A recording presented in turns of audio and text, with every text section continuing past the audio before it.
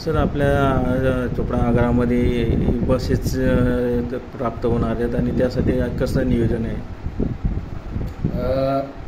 लवकरच आपल्या आगाराला खानदेशातल्या पहिल्या 5 ई बसेस उपलब्ध होणार आहेत.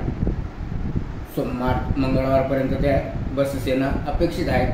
त्यानंतर आमच्या ह्या ज्या गाड्या येतात यासाठी आपल्या चोपडा तालुक्याचे माजी आमदार लताताई सोनवणे तसेच आमदार प्राध्यापक चंद्रकांत सोनवणे हे सातत्याने पाठपुरावा करत होते आणि त्यांच्या पाठपुरावाला यश आलं आणि चोपडा तालुक्यात पहिल्या ई बसेस खानदेशातल्या येत आहेत.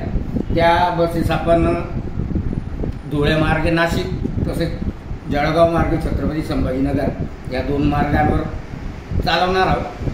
त्याचं भाडं जे आहे ते 300 प्रमाणे राहील आणि ज्या एस टी महामंडळाने जे काही सवलती देतं, अमृत ज्येष्ठ नागरिक असेल, महिला सन्मान योजना असेल, त्या सर्व त्या बसेसमध्ये लागू राहतील. त्या चार्जिंग स्टेशनचं कशी सुविधा केलेली आपण? आपल्याकडे आपण 8 चार्जर उभे केलेले आहेत. त्याला 16 चार्जिंग पॉईंट्स आहेत. त्यांचं काम जवळजवळ पूर्णत्वाकडे आलेलं आहे. फक्त MSCB कडून मंगळवारी किंवा बुधवारी सप्लाय रिलीज केला जाईल. त्यानंतर त्या बसेस आपण चालवणार. पुढे चार्जिंग स्टेशन आपण ज्या रूटने चालवणार आहे त्या बस स्थानक जे तिथं देखील चार्जिंग स्टेशन पूर्णत्वात आले कसं आहे? इथून ती गाडी गेल्यानंतर तिला 1 तासाचा हॉल्ट दिलेला आहे.